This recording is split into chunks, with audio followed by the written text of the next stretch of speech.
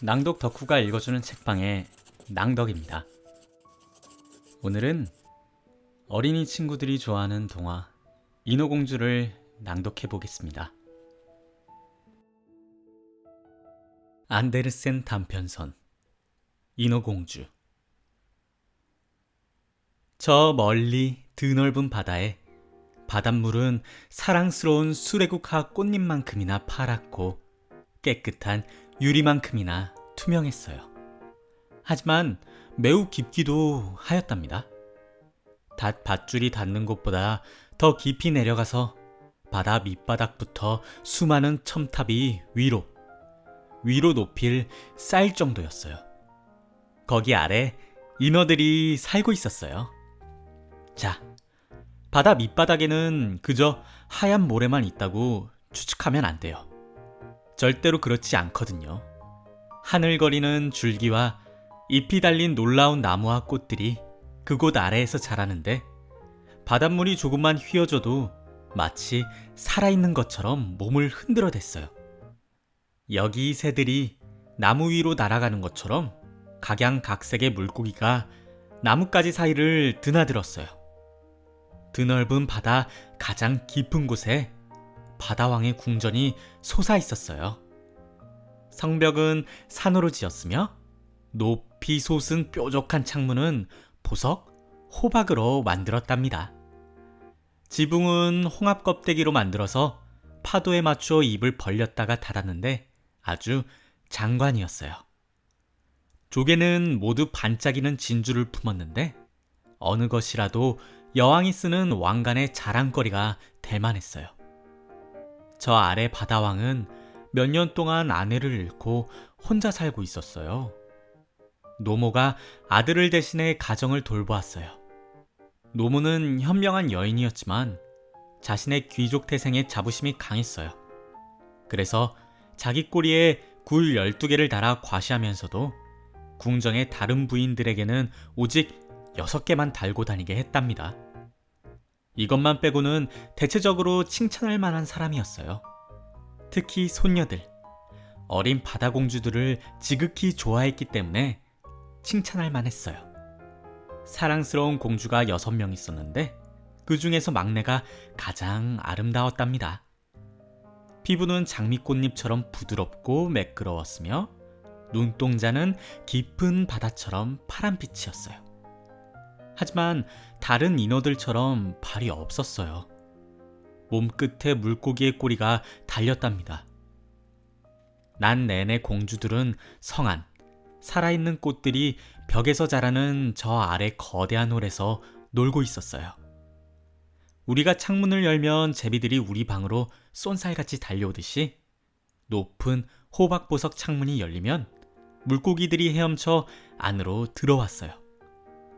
지금 이 물고기들은 공주들 손에서 먹이를 받아먹고 귀여움을 받으며 곧장 헤엄쳐 갔어요. 성 밖에는 불꽃처럼 빨갛고 또 깊은 바다색 같은 나무가 자라는 정원이 있었어요. 나무 열매는 황금처럼 빛나고 꽃은 끊임없이 손짓하는 가지에 붙어서 불꽃처럼 일렁거렸답니다. 흙은 정말이지 아주 고운 모래로 불타는 유황처럼 파란빛이었어요. 야릇한 파란 장막이 거기 아래 모든 것에 들이었답니다. 여러분은 바다 밑바닥이 아니라 위아래로 온통 파란 하늘만이 있는 높은 곳에 있다고 생각할지 몰라요. 죽은 듯이 고요할 때면 태양을 볼 수 있었는데 태양은 마치 꽃받침에서 흘러나오는 빛을 품은 붉은 꽃처럼 보였어요. 공주들은 각각 자기들만의 작은 꽃밭이 있어서 땅을 파 좋아하는 꽃을 심었답니다. 공주 한 명은 고래 모양 속의 귀여운 꽃침대를 만들었는데 또 다른 공주는 인어 같은 침대 모양을 만드는 게 더 깔끔하다고 생각했어요. 막내는 태양처럼 둥글게 꽃밭을 만들어서 거기에 태양만큼이나 붉은 꽃만 심었어요. 막내는 보통 아이와는 다르게 평범하지 않고 차분하게 생각에 잠겨 있었답니다. 언니들이 자기 꽃밭을 가라앉은 배에서 찾아낸 온갖 이상한 것들로 꾸미고 있을 때 막내는 태양만큼 붉은 꽃과 예쁜 대리석 동상을 제외하고는 아무것도 가져다 놓지 않았어요. 새하얀 대리석에 새긴 잘생긴 소년의 동상은 난파된 배에서 바다 밑바닥으로 가라앉은 것이었어요. 막내는 그 동상 옆에 붉은 버드나무를 심었는데 나무는 무척이나 잘 자라서 풍요로운 가지가 동상의 그늘을 들이우고 파란 모래까지 가지를 축축 늘어뜨렸어요. 나뭇가지가 흔들리면 그림자가 보랏빛을 띠었어요. 마치 나무 뿌리와 나뭇가지 끝이 살아서 서로 어울려 놀면서 입을 맞추는 것 같았어요. 막내 공주는 위쪽 인간 세상의 이야기를 가장 흥미롭게 들었답니다. 할머니를 졸라 배와 도시, 그리고 사람들과 동물에 대해 이야기를 다 들었어요. 가장 근사한 것은 땅 위의 꽃들이 향기롭다는 사실이었어요. 바다 밑바닥의 꽃은 향기가 없었거든요. 숲이 푸르다는 게 멋진 것 같았어요. 나뭇가지 사이로 보이는 물고기가 큰 소리로 달콤하게 노래를 부를 수 있어서 사람들이 즐겁게 들을 수 있다는 게 마음에 들었어요. 할머니는 작은 새를 모두 물고기라고 불러야만 했어요. 그렇지 않으면 공주들이 새를 한 번도 본 적이 없었기 때문에 무슨 말을 하고 있는 것인지 알지 못했기 때문이었거든요. 할머니가 말했어요. 너희 중 15살이 되는 사람은 바다에서 나가 달빛을 받으며 바위에 앉아 있어도 된단다. 지나가는 거대한 배를 지켜볼 수도 있어. 숲과 마을도 보게 될 거야. 다음에 마지가 15살이 돼요. 하지만 다른 공주들, 그러니까 각자 동생들보다 한 살씩 더 먹었으니 막내가 물에서 나가 세상이 어떤지 볼 때까지 5년을 기다려야 했어요. 그래도 언니들은 각자 자기들이 본 것을, 그리고 첫날 가장 아름답게 찾아낸 것을 전부 다른 공주들에게 들려주기로 약속을 했답니다. 할머니는 반도 말하지 않았기에 공주들이 간절히 알고 싶은 게 무척이나 많았습니다. 가장 간절히 바라는 공주는 바로 무척이나 조용하고 생각에 잠긴 듯한 막내였어요. 여러 날 밤 막내는 창문을 열고 서서 물고기들이 지느러미와 꼬리를 흔들어대는 검푸른 바다를 들여다보았어요. 달과 별만 보일 뿐이었어요. 확실히 달과 별빛은 꽤 흐릿했어요. 하지만 물을 통해 보였기 때문에 우리한테 보이는 것보다 훨씬 크게 보였답니다. 구름 같은 그림자가 달과 별을 가로지를 때면 그것이 머리 위로 헤엄치는 고래라든가 많은 사람들을 싣고 가는 배라는 걸 알았어요. 저들은 귀여운 어린 인어가 배 바로 아래에서 배를 향해 하얀 두 팔을 내밀고 있다는 걸 꿈도 꾸지 못했답니다. 마지공주가 15살 생일을 맞이하였어요. 그래서 이제 물 밖으로 올라갈 수 있는 허락을 받았답니다. 마지가 돌아왔을 때 동생들에게 들려줄 이야기가 100가지나 되었어요. 하지만 그 중에서도 가장 놀라운 건 바다가 잔잔할 때 달빛을 받으며 모래톱에 누워있는 것이었어요. 물가에 불빛 수백 개가 별처럼 반짝거리는 커다란 도시를 보고 음악과 덜거덕거리는 마차와 사람들의 제잘거리는 소리를 듣고 교회의 높은 첨탑을 보고 울려 퍼지는 종소리를 들었어요. 도시에 들어설 수 없었기에 그것이 가장 간절했답니다. 막내 공주가 어찌나 열심히 귀를 기울이는지 이윽고 공주는 밤에 창문을 열고 서서 검푸른 바다를 들여다볼 때마다 딸깍 딸깍 떠들썩한 소리가 가득한 거리와 도시를 생각했어요. 그러고는 이렇게 깊은 곳까지 교회 종소리가 들린다고 상상하기도 했답니다.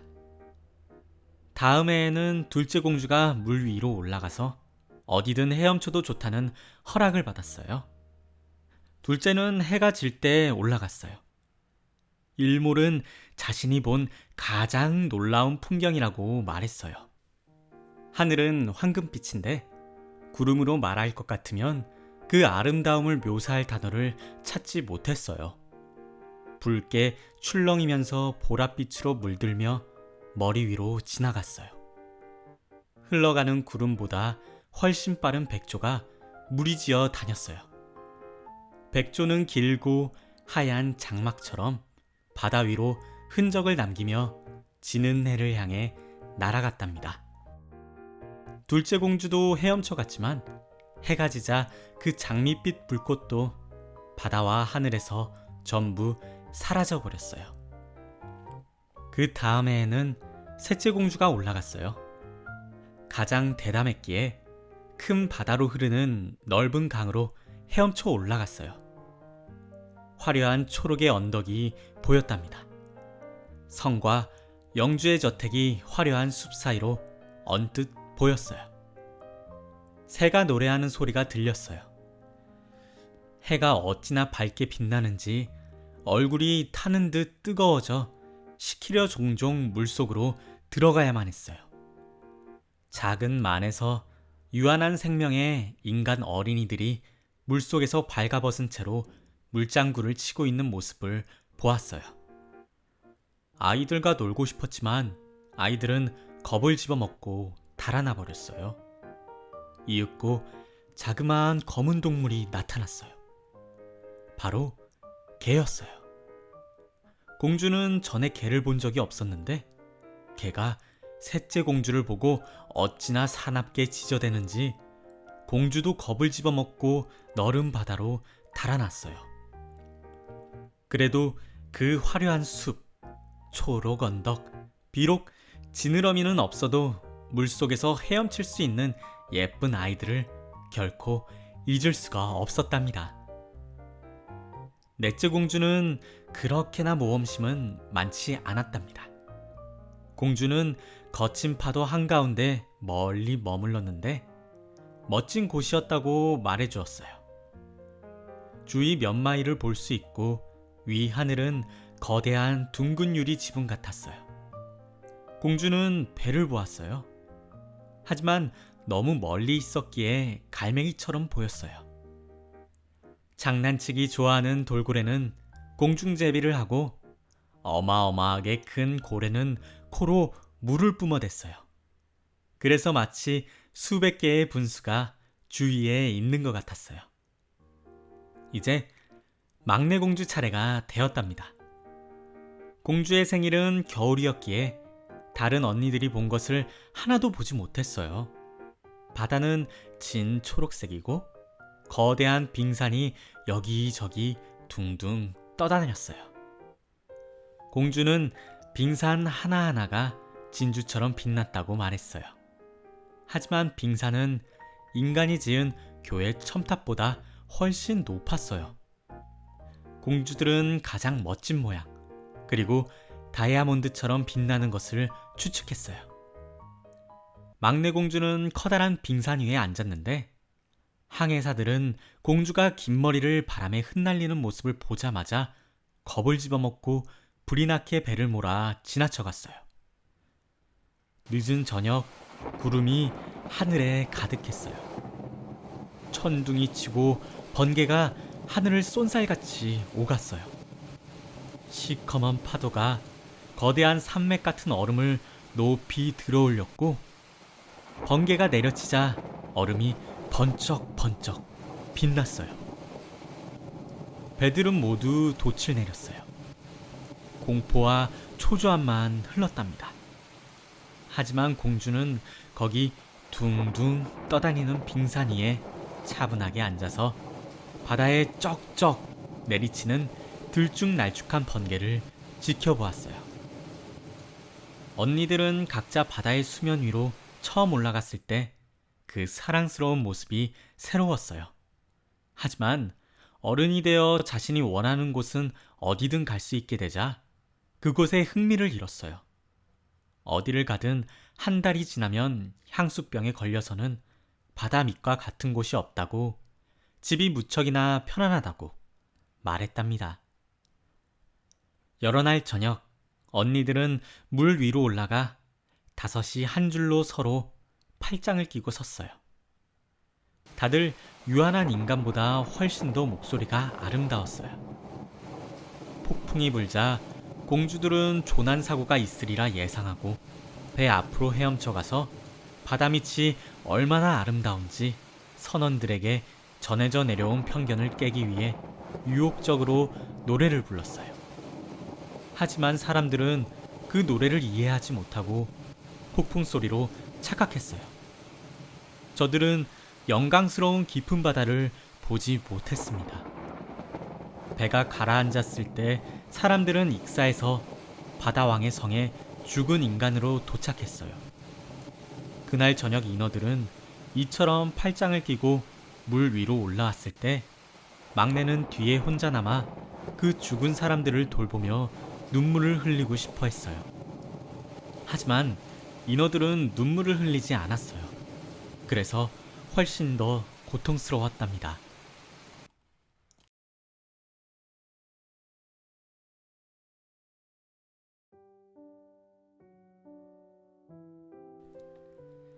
막내가 말했어요. 내가 15살이 되면 좋겠어. 저기 위 세상, 그리고 저기에 사는 사람들을 모두 무척 좋아하게 될 것 같아. 마침내 막내도 15살이 되었어요. 노부인 여왕, 할머니가 말했어요. 이제 너를 보내주마. 할머니는 어린 공주의 머리카락에 하얀 백합 화관을 씌워주었는데 꽃잎은 진주를 반으로 잘라 만든 것이었어요. 그리고 할머니는 막내 공주 꼬리 지느러미에 높은 지위의 표시로 큼지막한 굴 8개를 달려고 했어요. 하지만 그거 아프단 말이에요. 막내 공주가 소리쳤어요. 치장을 하려면 많이 참아야지. 할머니가 막내 공주에게 말했어요. 아, 이런 장식을 전부 다 털어내고 번거로운 화관을 포기하면 얼마나 좋을까. 꽃밭에 붉은 꽃은 공주에게 훨씬 더 잘 어울렸어요. 하지만 굳이 바꾸지는 않았어요. 안녕. 막내 공주는 그렇게 인사하고는 바다를 헤치고 거품처럼 빛을 내며 가볍게 위로 올라갔어요.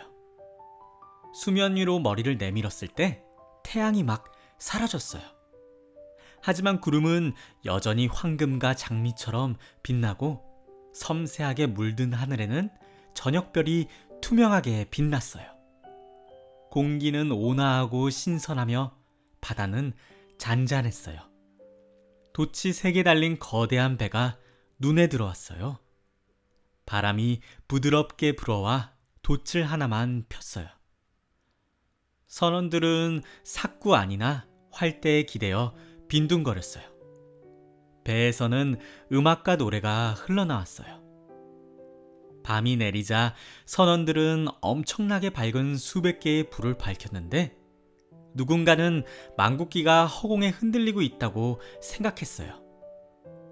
사랑스러운 인어공주는 가장 큰 선실 창문까지 바짝 헤엄쳐 갔어요.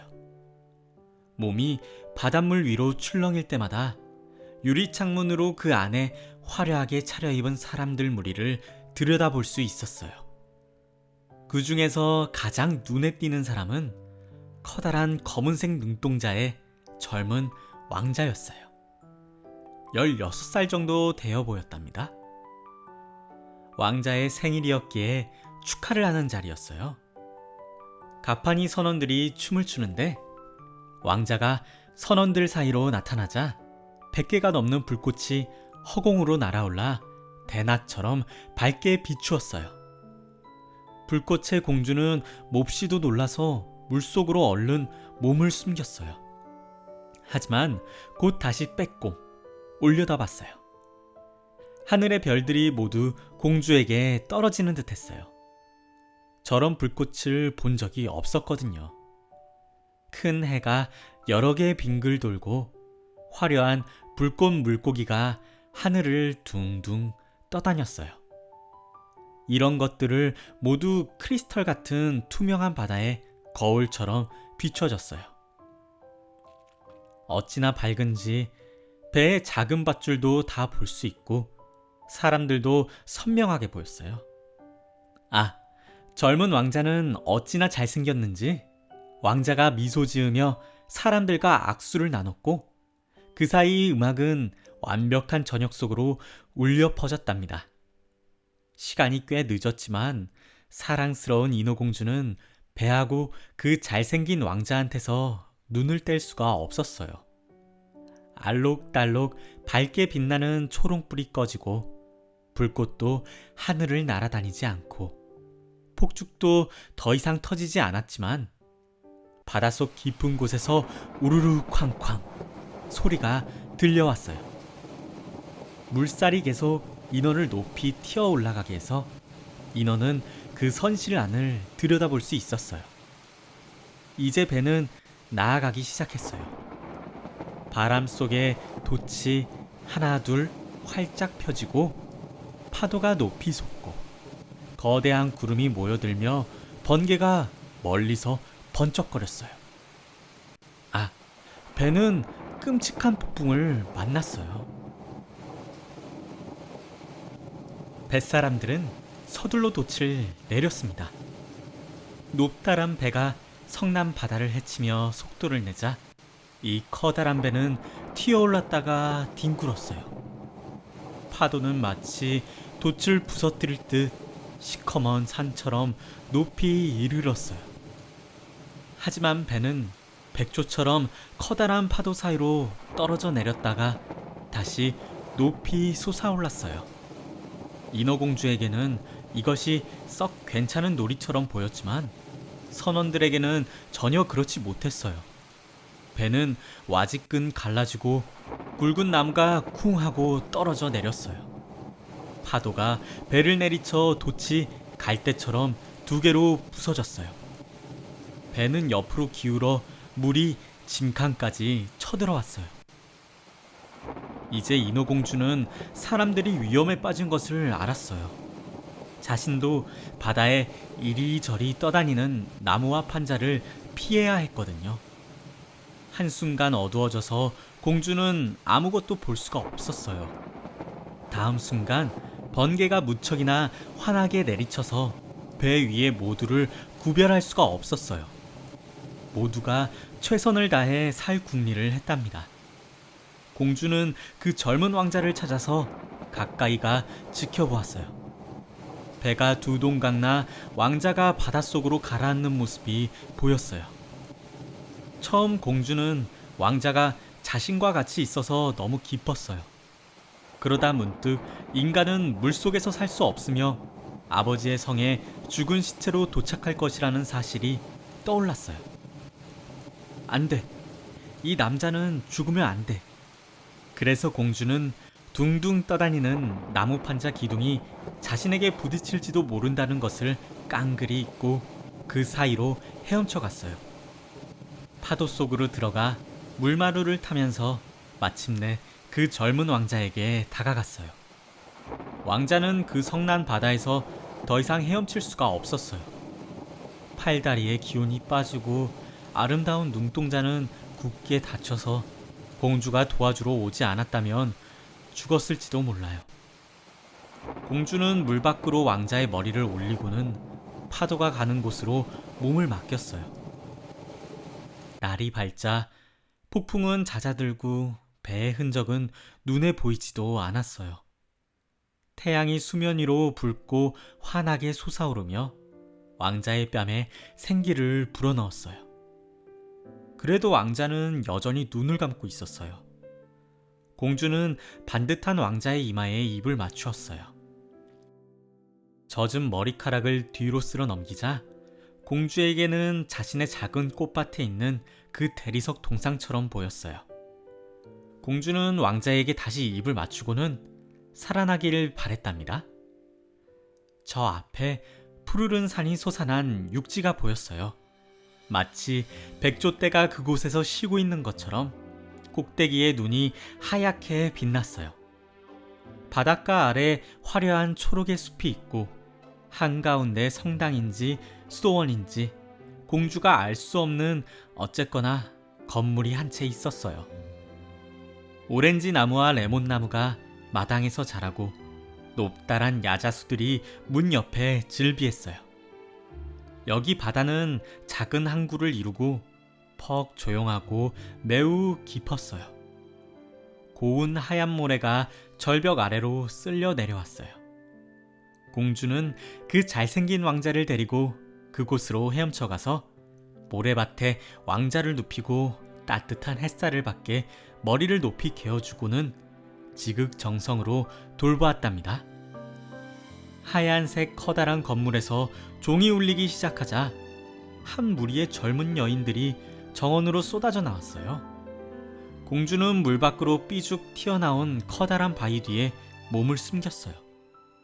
거품으로 머리카락과 어깨를 가렸기에 누구도 공주의 얼굴을 볼 수 없었어요. 그러고는 누가 이 가엾은 왕자를 찾아내는지 지켜보았어요. 잠시 뒤 한 젊은 여인이 왕자에게 다가왔어요. 여자는 아주 잠깐 동안 놀란 것 같았어요. 이윽고 더 많은 사람들을 불렀어요. 공주는 왕자가 의식을 되찾는 것을, 주위의 모두를 향해 웃음 짓는 것을 지켜보았어요. 하지만 공주에게는 웃어 보이지 않았어요. 왕자는 인어공주가 자신을 구했다는 사실을 알지도 못했기 때문이랍니다. 공주는 몹시 속이 상했어요. 사람들이 왕자를 그 커다란 건물로 이끌 때는 슬픈 마음으로 물속으로 뛰어들어가 아버지의 성으로 돌아갔답니다. 공주는 언제나 조용하고 생각이 깊었어요. 하지만 지금 훨씬 더 말이 없이 생각에 잠겼어요. 언니들은 물 위로 처음 올라가서 무엇을 보았느냐고 물었지만 막내 공주는 조금도 말하려 들지 않았어요. 여러 날 저녁, 그리고 여러 날 아침, 공주는 그 왕자를 떠나보냈던 곳에 다시 가보았어요. 정원에 잘 익어 추수를 마친 과일을 보고 높은 산에 눈이 녹는 것도 보았지만 그 왕자는 보지 못했어요. 그래서 집으로 돌아올 때는 떠날 때보다 더 마음이 슬펐답니다. 그 작은 정원에 앉아서 왕자처럼 보이는 그 아름다운 대리석 동상을 감싸 안는 것이 공주에게는 하나의 위안이었어요. 하지만 이제 꽃을 돌보지 않았어요. 꽃은 함부로 길까지 뻗어가서 그곳은 황무지가 되었습니다. 기다란 줄기와 나뭇잎은 나뭇가지에 마구 엉켜서 우울한 그림자를 던졌어요.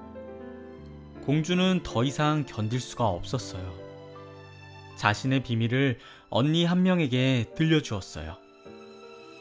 즉시 다른 언니들 모두 그 이야기를 알게 되었고 몇몇 인어들도 알게 되었어요. 그중 한 인어가 그 왕자가 누구인지 알아냈어요. 이 친구도 배 위에서 왕자의 축하 파티를 보고 그 남자가 어디에서 왔으며 어디 왕궁에 사는지도 알았답니다. 언니 공주들이 말했어요. 어서 막내야. 서로 팔짱을 끼고 길게 한 줄로 서서 물 위로 올라가서 왕자의 성이 있다는 곳 바로 앞까지 갔어요. 거대한 대리석 계단에 반짝반짝 빛나는 황금색 돌로 지은 성이었는데 계단 하나는 아랫바다로 이어졌었어요. 금박을 입힌 거대한 돔이 지붕 위에 솟아있고 건물 주위 기둥 사이로 실물과 똑같아 보이는 대리석 동상이 있었어요. 높은 창문에 투명한 유리로 값비싼 비단 걸개가 있는 화려한 홀이 들여다 보였는데 그림으로 뒤덮인 벽은 보기에 무척 근사했어요. 메인 홀 한가운데 커다란 분수가 유리돔 지붕까지 물을 뿜고 햇빛이 분수대의 물과 커다란 수반에서 자라는 사랑스러운 식물을 비추었답니다. 이제 인어공주는 왕자가 어디에 사는지 알았기에 여러 날 저녁, 여러 날 밤, 그곳 바다에서 시간을 보냈어요. 언니들보다 훨씬 더 바짝, 과감하게 헤엄쳐 갔어요. 심지어 화려한 대리석 발코니가 바다에 길게 그림자를 들이우는 좁은 시내까지 올라갔어요. 여기에 앉아서 그 왕자를 지켜봤어요. 왕자는 달빛 속에서 자기 혼자 있다고 생각을 했어요. 여러 날 저녁, 왕자가 음악이 흐르고 깃발이 흩날리는 멋진 배를 타고 나가는 모습을 공주는 보았어요. 공주는 덤불 사이로 몰래 내다보았어요. 바람이 불어 공주의 은빛 꼬리 위로 불면 꼭 백조 한 마리가 날개를 펼친 것처럼 보였어요. 여러 날 밤 낚시꾼들이 횃불을 들고 바다로 나가는 모습을 보았답니다. 낚시꾼들이 왕자가 얼마나 착한지 말하는 것도 들었어요. 그 말을 들으니 왕자가 물에 빠져 죽을 뻔했을 때 목숨을 구해준 사람이 자신이란 걸 생각하며 자랑스러운 마음이 들었어요.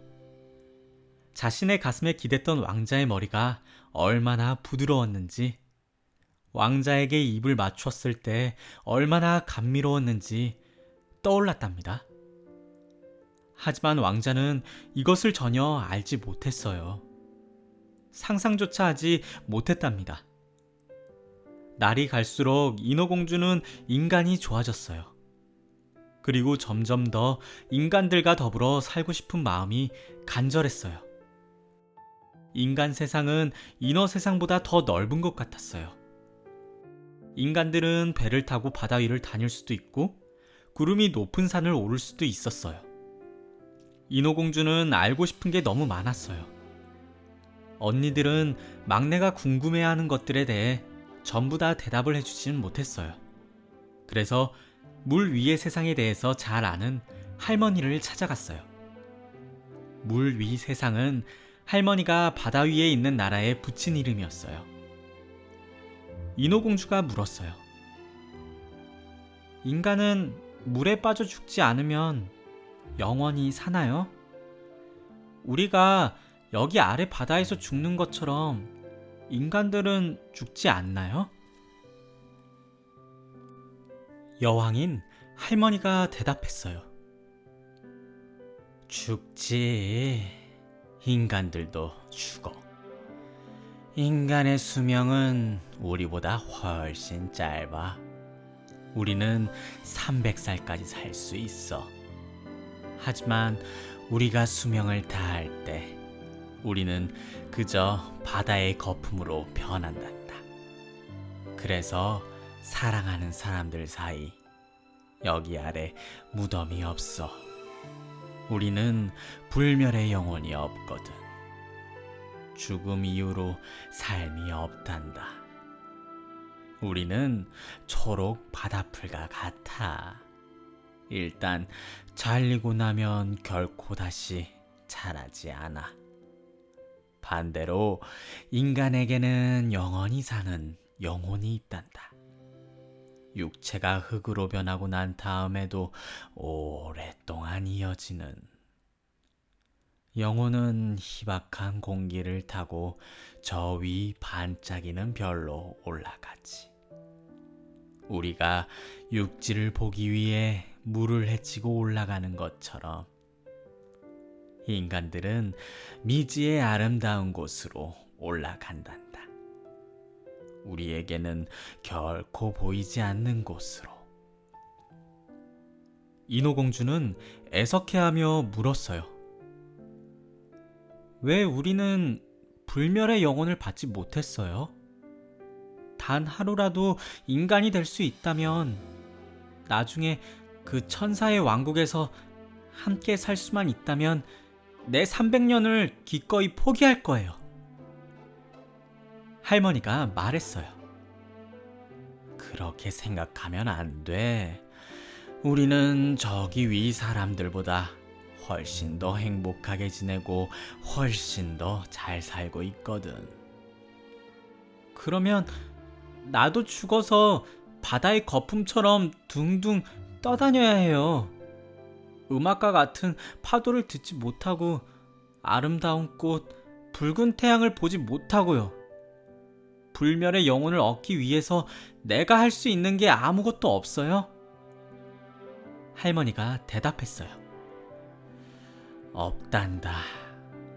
인간이 너를 무척 사랑해서 그 사람에게 네가 부모보다 더 큰 의미라면 그 남자의 모든 생각과 심장이 모두 너와 하나가 되어서 사제가 그 사람의 오른손과 네 손을 맞잡게 하고 충직과 영원을 약속하게 한다면 그러면 그 사람의 영혼이 네 몸으로 스며들어갈 거야. 그러면 너는 인간의 행복을 함께 할 거야. 그 사람은 너에게 영혼을 주어도 자기 것은 간직하지. 하지만 그런 일은 결코 쉽게 이루어지지 않아.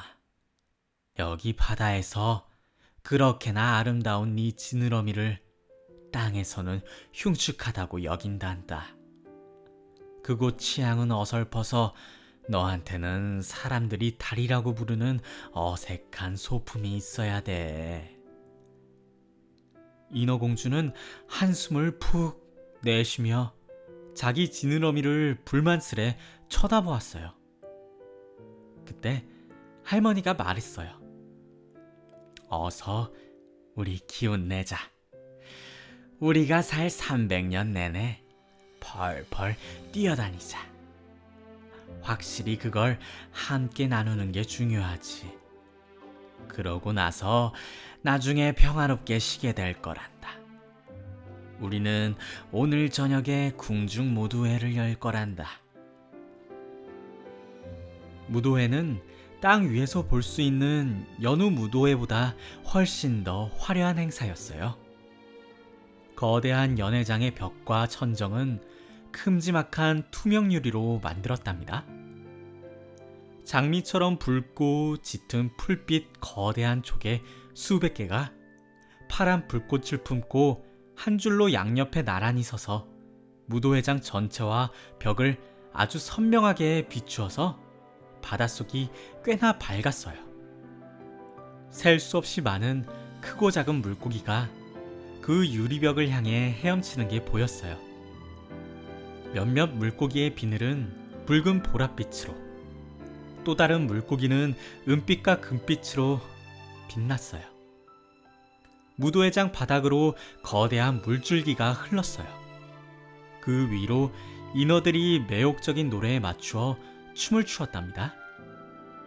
그렇게나 아름다운 목소리는 땅에 사는 사람들 사이에서는 들리지 않았어요. 막내 공주는 다른 누구보다 감미롭게 노래를 불러서 모두가 감탄에 마지 않았어요.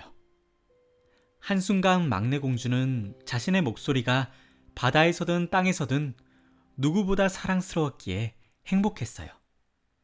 하지만 곧 저 위 세상에 대한 생각으로 흘러갔어요. 그 매력적인 왕자, 그리고 왕자처럼 불멸의 영혼이 없다는 슬픔을 잊을 수가 없었어요. 그리하여 모두가 즐겁게 노래하고 있는 아버지의 성을 몰래 빠져나와 자신의 그 작은 꽃밭에 처량하게 앉아 있었어요. 문득 바다를 통해 나팔 소리가 들려왔어요. 공주는 생각했어요. 저건 분명 왕자가 배를 타고 나간다는 뜻이야. 내가 우리 아버지나 어머니보다 더 사랑하는 왕자. 내가 오매불망 생각하는 왕자. 내 평생의 행복을 기꺼이 맡기고 싶은 사람. 그 사람을 얻기 위해서라면, 불멸의 영혼을 얻기 위해서라면 난 뭐든 하겠어. 언니들이 여기 아빠의 성에서 춤을 추고 있는 사이 지금까지 내내 무척 두려워만 했던 바다 마녀를 찾아가겠어. 어쩌면 마녀가 내게 무슨 조언을 해주며 도와줄 거야. 인어공주는 꽃밭에서 나와 마녀의 집 근처 으르렁거리는 소용돌이를 향했어요. 한 번도 그 길을 가본 적이 없었답니다. 그곳에는 꽃도 바다풀도 자라지 않았어요. 황량한 잿빛 모래가 소용돌이까지 쭉 펼쳐졌는데 그 소용돌이는 물레방아 바퀴처럼 빙그르르 돌면서 바다 밑바닥에 닿는 것은 뭐든 낚아챘어요. 마녀의 집으로 가려면 이런 소용돌이를 뚫고 가야 했어요. 그러고 나서 펄펄 끓는 꽤 길게 이어진 진창길이 있었어요. 마녀는 그것을 석탄습지라고 불렀어요. 거기 넘어 마녀의 집은 기괴한 숲 한가운데 있었는데 나무와 감목은 전부 다 반은 동물이고 반은 식물인 폴립, 히드라, 산호류 같은 원통형 해양 고착 생물이었어요. 폴립은 마치 땅속에서 자라는 머리 100개 달린 뱀처럼 보였어요. 나뭇가지는 모두 길고 끈적끈적한 팔인데 꾸물꾸물 기어다니는 지렁이 손가락이 달려 있었어요. 폴립은 몸 마디마디를 꼼지락거리며 뿌리에서 밖으로 뻗은 촉수로 잡히는 건 뭐든 꽉 움켜잡고는 절대 보내주지 않았답니다. 인어공주는 잔뜩 겁을 집어먹고 숲 끝자락에서 멈췄어요. 두려움에 심장이 쿵쾅거려서 거의 되돌아갈 뻔했지만 왕자와 인간들이 갖고 있는 영혼을 떠올리고는 용기를 냈어요. 폴립한테 잡히지 않게 긴 머리채를 묶고 두 팔을 앞으로 모으고는 공주를 움켜잡으려고 안달이 나서 팔과 손가락을 마구 뻗어대는 그 끈적끈적한 폴립 사이를 물고기처럼 잽싸게 빠져나갔답니다. 소나기마다 수백 개의 촉수에 뭔가를 잡고 있었는데 튼튼한 쇠고리에 매달린 것처럼 보였어요. 바다에 빠져 이렇게 깊은 곳까지 가라앉은 죽은 인간의 허연 뼈가 폴립의 팔에 있었어요. 배의 부품, 어부들의 괴짝, 육지 동물의 해골도 저 소나기로 떨어져 내렸지만 가장 으스스한 풍경은 무엇보다도 붙잡혀 목이 졸린 어린 인어였어요. 공주는 숲속 진흙투성이 넓은 빈터에 도착하니 살집 좋은 굵은 물뱀들이 미끄러지듯 스르르 나아가며 역겨운 누런 백가죽을 드러냈어요. 빈터 한가운데 난파된 인간의 뼈다귀로 지은 집이 한 채 있었어요. 그리고 거기에 바다마녀가 앉아서 우리가 카나리아 새에게 설탕을 먹이듯 두꺼비 한 마리를 시켜 자기 입에서 나온 것을 먹으라고 시켰어요. 마녀는 그 흉측한 물뱀들을 아기라고 부르면서 스펀지 같은 자신의 가슴을 이리저리 기어다니게 했어요. 마녀가 말했어요. 네가 원하는 게 뭔지 알지? 넌 아주 어리석구나. 하지만 네 뜻대로 그대로 될 거야. 자랑스러운 공주. 넌 슬픔도 얻게 될 거다.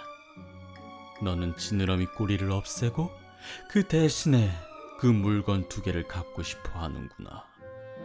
그 젊은 왕자가 너와 사랑에 빠져서 그 사람과 더불어 불멸의 영혼을 얻고 싶어해.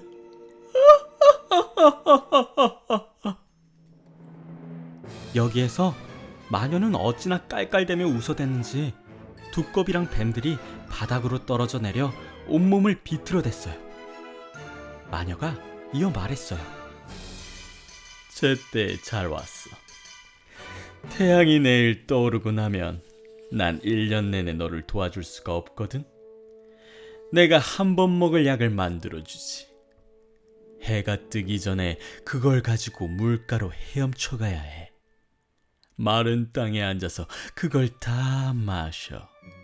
그러면 네 꼬리가 갈라지면서 쪼그라들 거야. 예리한 칼로 찍찍 찔러대는 느낌이 들 거야. 만나는 사람은 누구든 지금껏 본 가장 아름다운 인간이라고 말할 거란다. 사뿐히 걷는 네 발걸음은 어느 무용수도 따라올 수가 없거든. 하지만 네가 발걸음을 움직일 때마다 너는 칼날 위를 걷는 것처럼 아픈 느낌이 들 거야. 기꺼이 너를 도와주지. 그런데 이 모든 걸 감당할 수 있겠어?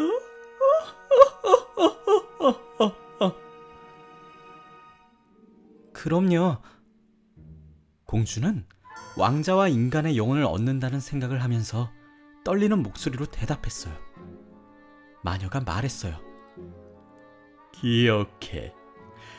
일단 인간의 모습이 되면 넌 다시는 인어로 되돌아올 수 없어. 네 언니들, 네 아버지의 성으로 바다를 헤엄쳐 절대 돌아올 수 없다고. 그리고 네가 왕자의 사랑을 완벽하게 얻지 못한다면, 그러니까 자기 부모를 깡그리 잊고 머리와 심장으로 오로지 너만을 생각하지 못한다면, 사제가 결혼식에서 너의 손을 잡지 못한다면, 그러면 너는 불멸의 영혼을 얻지 못해. 만약에 왕자가 다른 사람과 결혼을 하게 되면 네 심장은 다음날 아침 산산조각이 나고 바다의 물거품이 되고 말 거야. 감수하겠어요. 공주가 말했어요. 하지만 얼굴은 창백했답니다. 게다가 넌 내게 값을 지불해야 돼. 난 하찮은 걸 달라고 하지 않지. 너는 여기 바다 아래에서 누구보다 목소리가 아름다워. 그 목소리로 분명 그 왕자를 사로잡고 싶을 거야. 하지만 넌 그 목소리를 나한테 줘야 해. 네가 가진 바로 그걸 내가 가져갈 거야. 내 값비싼 약을 주는 대가로 말이야. 난 거기에 내 피를 흘려야 돼. 아주 잘 듣는 약을 만들려면. 하지만 내 목소리를 가져가면 나한텐 뭐가 남죠? 네 아름다운 모습? 미끄러질 듯 걷는 발걸음, 초롱초롱한 눈동자, 이런 것들로 넌 왕자의 마음을 쉽사리 사로잡을 거야. 용기가 사라졌나? 난 대가를 갖고 너는 잘 듣는 약을 갖게 될 거야. 어서 해요. 마녀는 불 위에 가마솥을 걸고 약을 끓였어요. 깨끗한 게 좋지? 마녀는 그렇게 말하며 뱀을 둘둘 말아서 그것으로 단지를 쓱쓱 문질렀어요. 그러고는 시커먼 피를 그 가마솥 안에 후두둑 떨어뜨렸답니다. 그 안에서 연기가 으스스하게 피어올라서 그 모습만으로도 무서워 얼어붙을 것 같았어요. 마녀는 끊임없이 새로운 재료를 가마솥에 던져 넣었어요.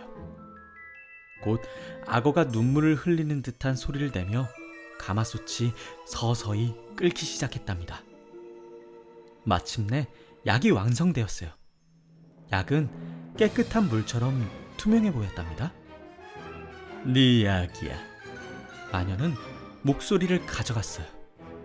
공주는 더 이상 말을 할 수 없었고 노래도 이야기도 할 수 없었답니다. 마녀가 말했어요.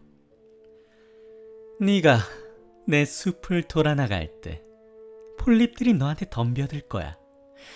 이걸 녀석들한테 한 방울만 떨어뜨려. 그러면 촉수가 수천 갈래로 갈라질 테니까. 하지만 폴립들은 그 약을 보자마자 놀라서 몸을 말았어요. 약은 빛나는 별처럼 공주의 손에서 빛을 냈어요. 그래서 공주는 금세 그 습지, 그리고 으르렁대는 소용돌이를 빠져나갔답니다. 아버지의 성이 보였어요. 연회장의 불은 이미 꺼져 있었어요. 분명 성에 있는 모두가 잠이 든 게 틀림없었답니다. 하지만 공주는 차마 근처에 가지 못했어요.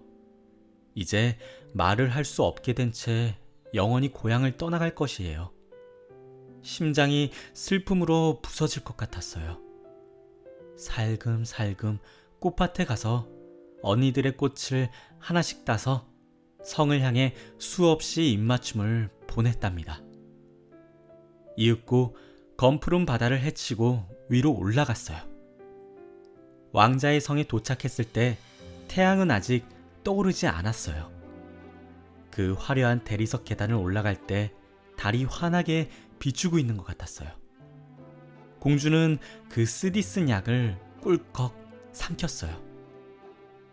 약은 매우 고통스러웠고 공주는 정신을 잃고 죽은 듯이 그곳에 쓰러졌답니다. 태양이 바다 위에 떠오르자 찌를 듯한 고통을 느끼며 깨어났어요. 하지만 공주 바로 앞에 그 잘생긴 왕자가 칠흑 같은 눈동자로 공주를 내려다보고 있었어요. 공주는 고개를 숙여 꼬리가 사라진 것을 보았어요. 젊은 연인들이 바라는 사랑스러운 하얀 다리가 달려 있었답니다. 하지만 발가벗은 채였기에 자신의 긴 머리로 몸을 감쌌어요. 왕자는 누구냐고 이곳에 어찌하여 왔냐고 물어봤어요. 공주는 말을 할 수 없었기에 그 짙은 파란 눈동자로 부드럽지만 몹시 슬프게 왕자를 쳐다보았답니다. 문득 왕자는 공주의 손을 잡고 성 안으로 이끌어 주었어요. 발걸음을 옮길 때마다 매우 고통스러웠어요. 마녀가 미리 알려준 그대로였어요.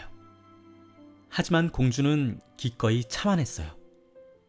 왕자 옆을 걸으면서 거품처럼 가볍게 움직였어요.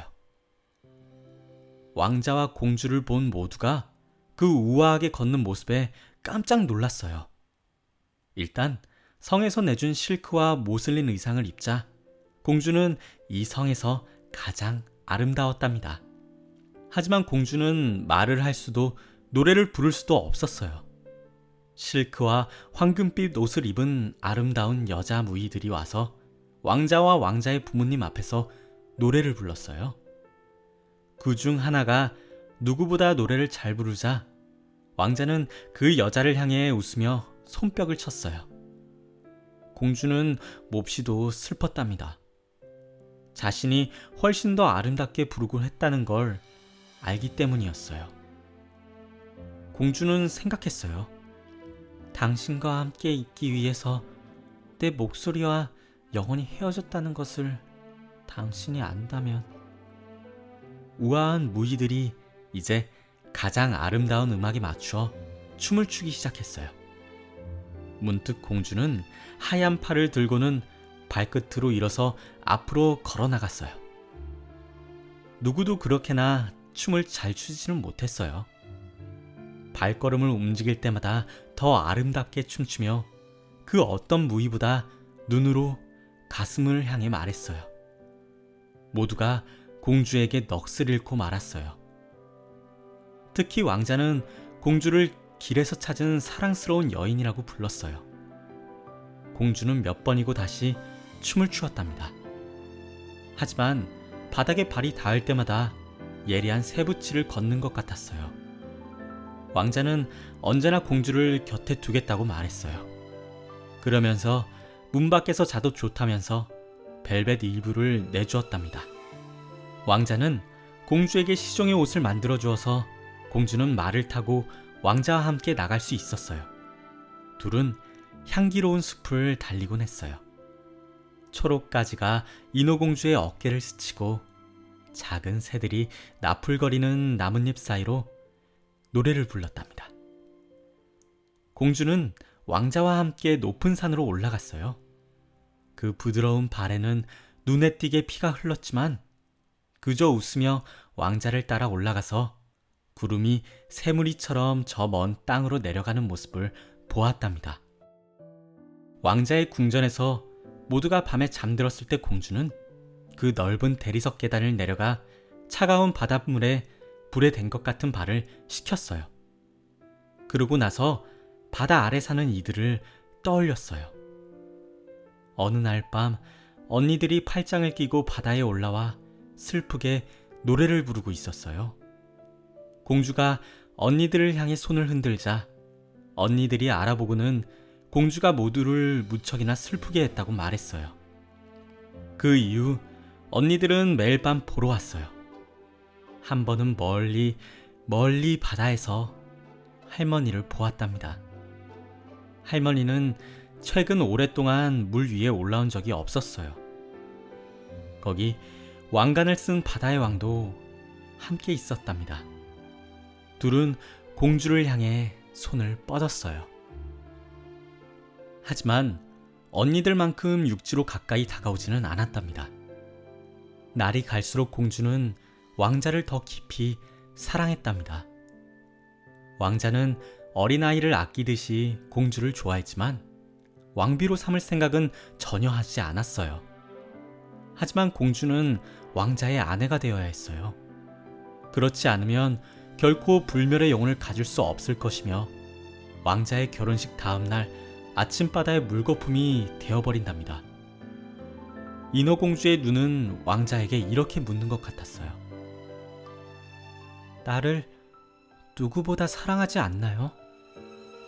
그러면 왕자는 인어공주의 두 손을 잡고 사랑스러운 이마에 입을 맞추어 주었어요. 물론이지. 너는 내게 무척이나 사랑스러워. 너는 누구보다 마음이 착하니까.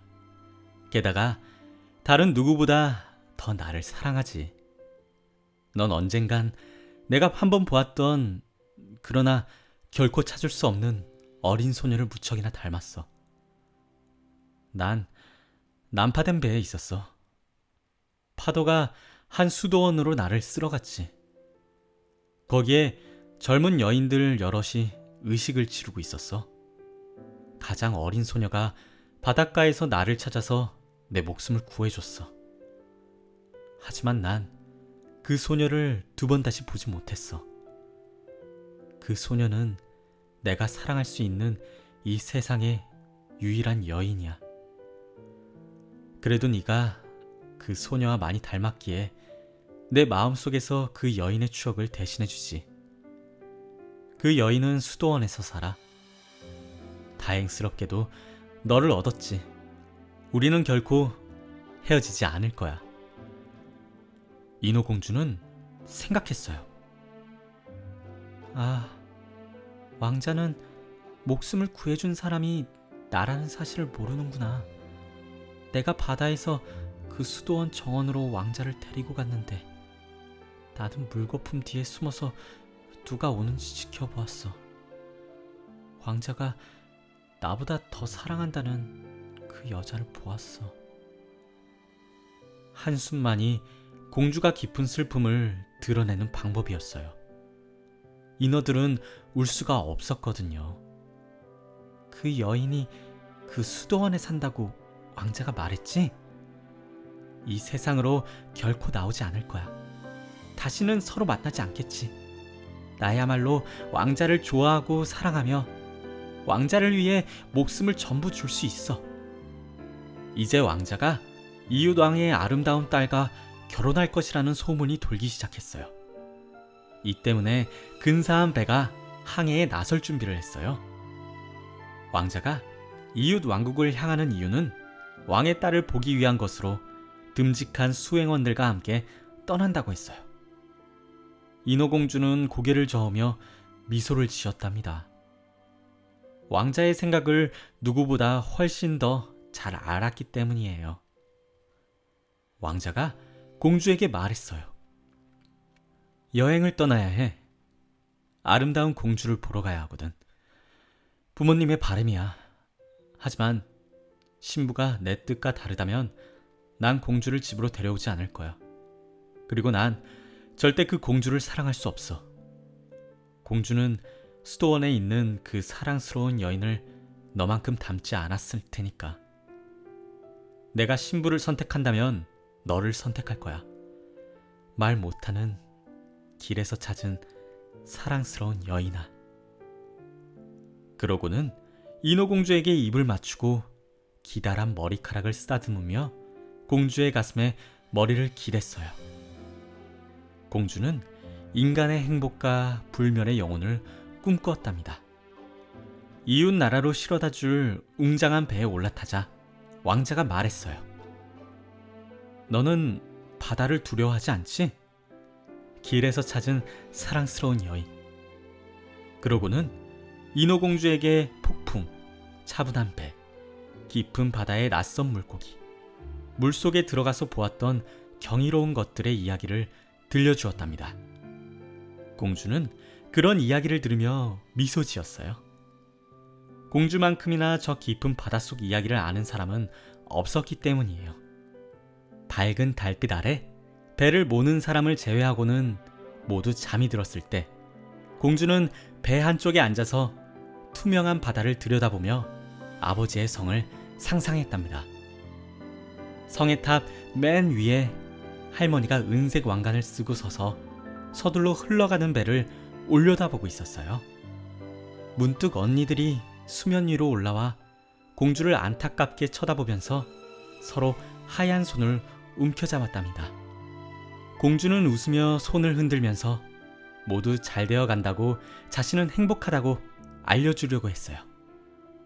하지만 선실에서 심부름을 하는 소년이 나오는 바람에 언니들이 재빨리 물속으로 들어가 버렸어요.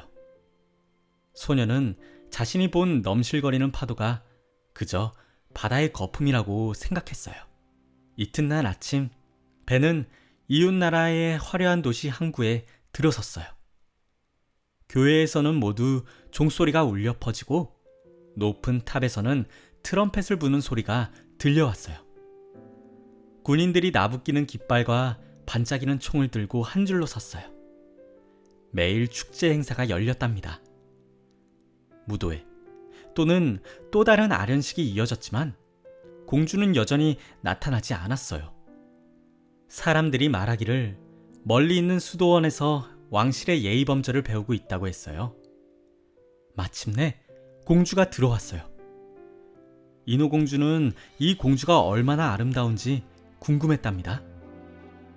솔직히 그렇게나 뛰어나게 아름다운 사람을 한 번도 본 적이 없었어요.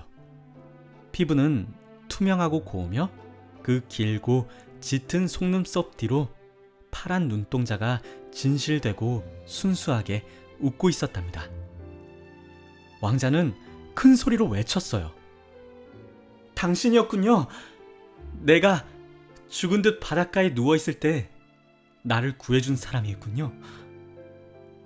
왕자는 얼굴을 붉히는 신부를 두 팔로 안았어요.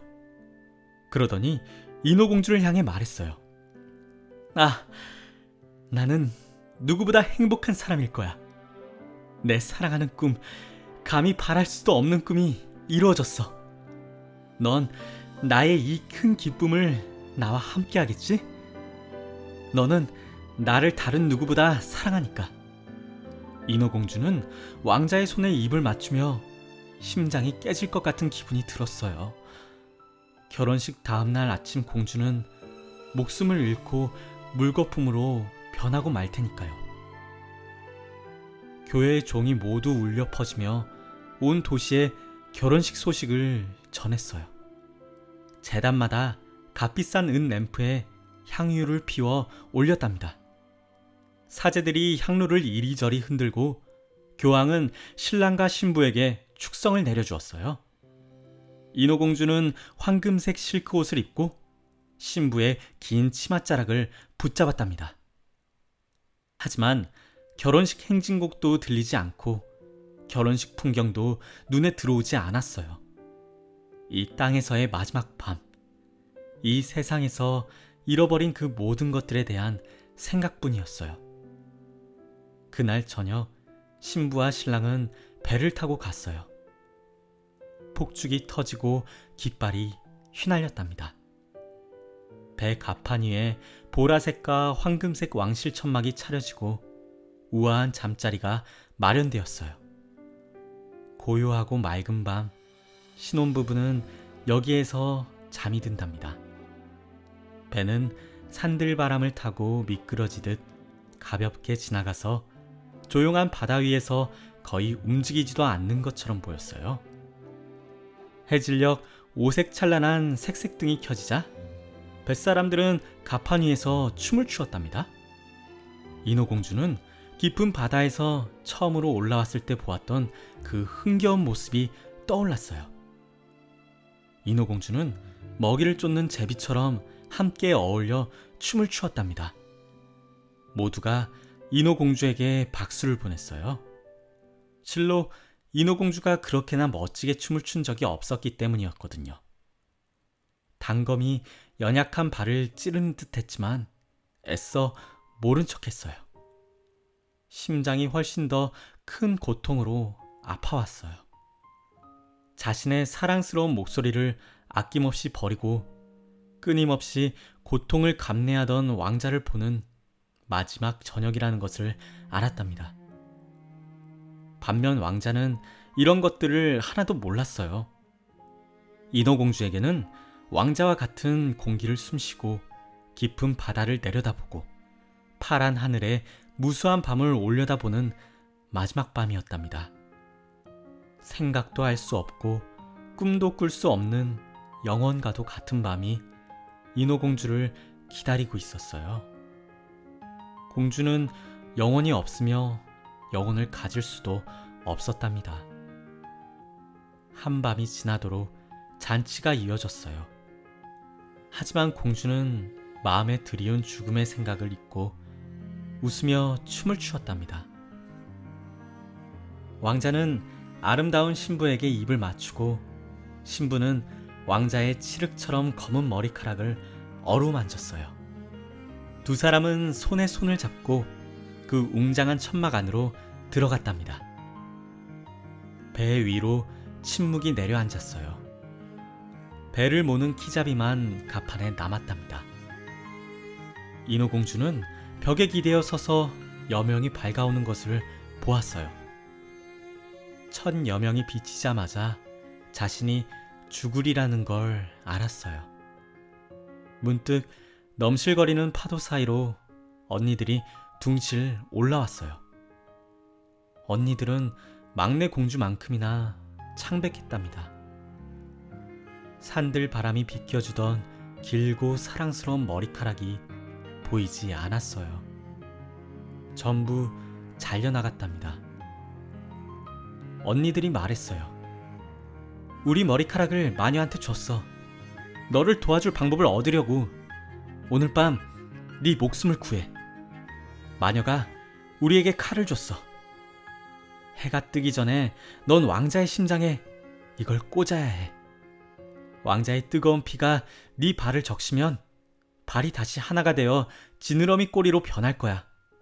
그러면 너는 다시 인어가 되어서 바닷속 우리한테 돌아올 수 있어. 죽어서 짠 바다의 거품이 될 때까지 300년을 더 살 수 있다고. 서둘러. 왕자든 너든 해가 뜨기 전에 죽어야 해. 할머니는 슬픔에 빠져 하얀 머리카락이 계속 빠지고 있어. 꼭 마녀가 가위로 잘라버린 우리 머리카락 같아. 왕자를 죽여. 그리고 우리한테 돌아와. 서둘러. 서둘러. 하늘에 저 빨간 기운을 봐. 몇 분 있으면 태양이 떠오르고 넌 죽게 된단 말이야. 그렇게 말하며 언니들은 깊은 한숨을 토해내고는 파도 아래로 가라앉았답니다. 인어공주는 보라색 천막을 열었어요.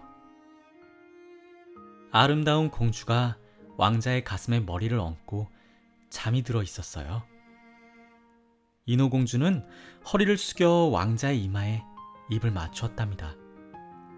서둘러 하루를 열기 위해 붉게 빛나고 있는 하늘을 보았어요. 날카로운 칼을 보고 다시 왕자를 향해 눈을 돌렸어요. 왕자는 자면서 신부의 이름을 중얼거렸답니다. 온통 신부 생각뿐이었어요. 인어공주의 손에 든 칼날이 바르르 떨려왔어요. 문득 인어공주는 칼을 저 멀리 바다 위로 휙 던져버렸어요. 칼이 바닷속으로 풍덩 빠진 자리가 마치 부글부글 끓듯 피처럼 붉어졌어요. 인어공주는 이미 흐릿해진 눈으로 한 번 더 왕자를 보고는 밖으로 물러나와 바다로 몸을 날렸어요. 몸이 거품으로 녹아드는 기분이었어요. 태양이 떠올라 햇빛이 따스하고 부드럽게 그 서늘한 바다 거품을 비추었답니다. 인어공주는 죽음의 손길을 느끼지 못했어요. 머리 위로 비추는 환한 햇빛 속에서 투명하고도 아름다운 생명체가 둥둥 떠다니는 게 보였답니다. 무척이나 투명해서 배의 하얀 돛과 하늘의 붉은 구름이 들여다 보였어요. 목소리는 음악과도 같아서 지상의 눈이 인어들의 거품을 볼 수 없는 것처럼 인간의 귀로는 그 소리를 쫓을 수가 없었어요. 날개도 없이 이들은 공기만큼이나 가볍게 떠다녔어요. 인어공주는 자신이 저들과 같은 모양이라는 것을 알았어요. 점점 거품에서 빠져나와 위로 올라가고 있었어요. 누구세요? 내가 어디로 가는 거죠? 인어공주가 물었어요. 목소리가 위에서 들리는 것 같았어요. 무척이나 신비해서 지상의 음악과는 도무지 어울리지 않았어요. 우리는 공기의 딸들이란다. 인어는 불멸의 영혼이 없어서 인간의 사랑을 얻지 못하면 영혼을 가질 수 없어. 인어의 영원한 생명은 몸 밖의 힘에 달렸지. 공기의 딸들도 불멸의 영혼이 없어. 하지만 착한 행동을 하면 얻을 수 있지. 우리는 남쪽으로 날아가. 우리가 차가운 바람을 불어넣지 않으면 그곳에 독약과도 같은 뜨거운 공기가 인간을 죽이거든. 우리는 가는 곳마다 신선함과 치유의 밤을 주는 꽃향기를 공기에 실어간단다. 300년 동안 최선을 다해 좋은 일을 하면 우리는 불멸의 영혼과 인간의 영원한 은총을 나누어 받아. 가엾은 인어야, 너도 이것을 위해 온 마음을 다 바쳐 노력했어. 너의 고통과 충실함이 하늘 높은 영혼의 왕국으로 너를 들어올렸어. 이제 300년 동안 선한 행동을 하면 절대 죽지 않을 영혼을 얻게 될 거야. 인어공주는 투명하고 밝은 눈을 신의 태양을 향해 들어올렸답니다.